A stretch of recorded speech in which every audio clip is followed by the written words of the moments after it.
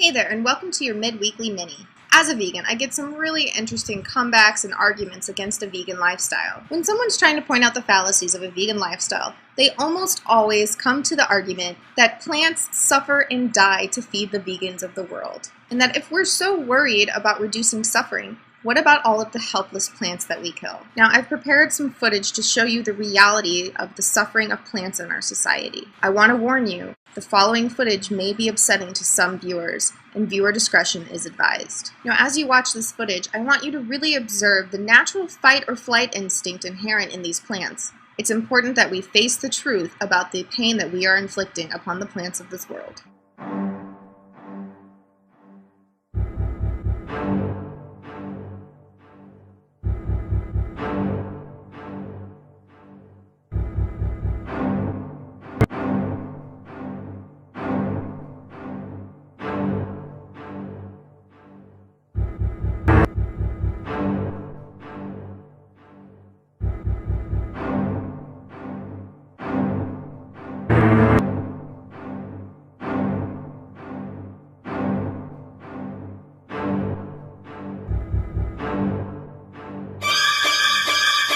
Now, if I were honestly decrying the horrors of what we put plants through in this world, the very same people who brought up the topic of plants having feelings would say that I was crazy. Let's look at the basic science. Plants do not have a central nervous system. Unlike animals, plants are insentient beings. Have you ever seen a carrot have a startle response? Have you seen tomatoes flee from their captors? How about a banana trying to bite the hand that plucked it? And if plants do have feelings, why are people not up in arms when their neighbors mow the lawn or trim their bushes? For many plants, pruning them or cutting off parts of them actually helps the plant to thrive. But would you start chopping off the appendages of your child or your pet just to see if it invigorates them? Everybody knows the difference between trimming a bush and slicing the throat of a living creature. I've seen even the most staunch dairy, egg, and meat eaters cringe while watching slaughterhouse videos. How many people turn away in horror at the slicing of a melon? Whose stomach turns when a potato is boiled? Now, suppose that the argument that plants are sentient beings is accurate, veganism would still cause the least amount of suffering. In America, up to 80% of our crops are fed to our livestock, and globally, up to 65% of all of the world's crops are fed to the 60 billion land animals that are slaughtered every year. Vegans actually consume 1/10 of the plant matter consumed either directly or indirectly by meat, dairy, and egg eaters. So even if you are all about protecting the plants of the world, being vegan is still the best way to reduce suffering.